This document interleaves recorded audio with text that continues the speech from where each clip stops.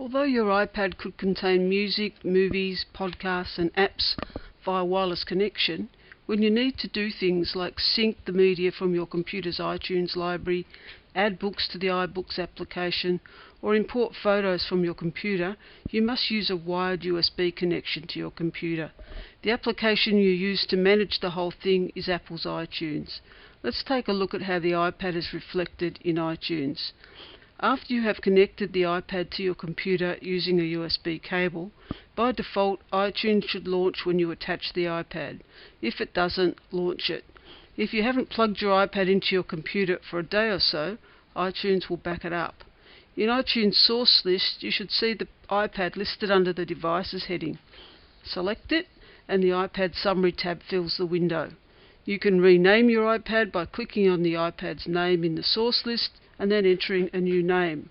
The top of the summary pane shows your iPad's name, capacity, software version and serial number. In the middle of the pane is the version area, where you find the check for updates and restore buttons. iTunes checks for iPad software updates every few days, but you can click the check for updates button if you want to check manually. If you'd like to restore your iPad to the condition it was in originally when you first unwrapped it, click the restore button. We'll cover why you should do this when we talk about troubleshooting in another movie. Before we look at the options area, let's move to the bottom of the window, and here you'll find a capacity bar. This tells you how much content is stored on your iPad. Each kind of media, audio, video, photos, apps and books, has a different colour and a different entry below the bar. By default, these entries tell you how much space is occupied by each kind of media. To the right of the bar is a button.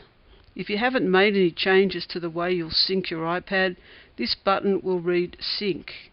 You just click on it to sync the iPad. When you sync the iPad, the information and media you've asked iTunes to copy to your iPad is copied. If there's not enough room on the iPad to sync everything you've chosen, iTunes will tell you so. At that point, you'll need to choose fewer items to sync. If you make a change, for example, let's now sync photos, the sync button is replaced by revert and apply buttons. Click on apply and iTunes accepts your changes and the sync button appears again. Then click on sync to actually sync the iPad.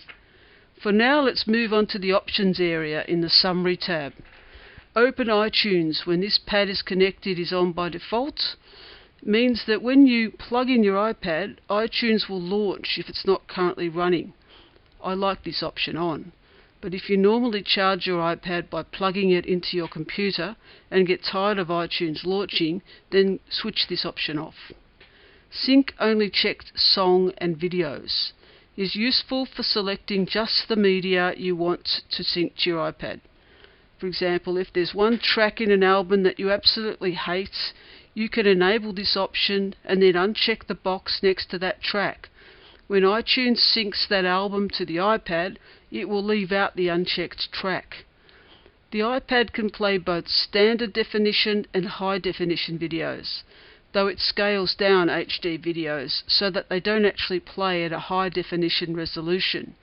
HD videos use considerably more data than standard definition videos, meaning they chew up quite a bit more storage space. If you want to put more videos on your iPad, you'll enable the Prefer Standard Definition Videos option. That way, when iTunes syncs the movies and TV shows in your iTunes library, it will first sync standard definition videos. If there's room left over after that, it will sync high definition videos.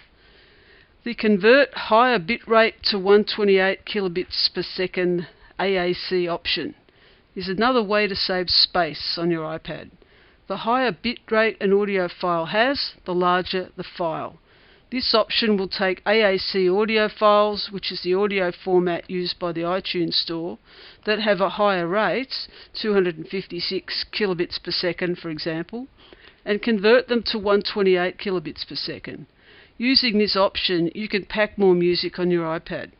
Note, however, that when this option is on, it takes iTunes much longer to sync your files because it first has to convert them.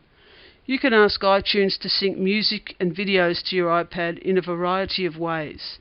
If you'd rather do it yourself, by dragging music and videos directly to the iPad in iTunes Source List, enable the Manually Manage Music and Videos option.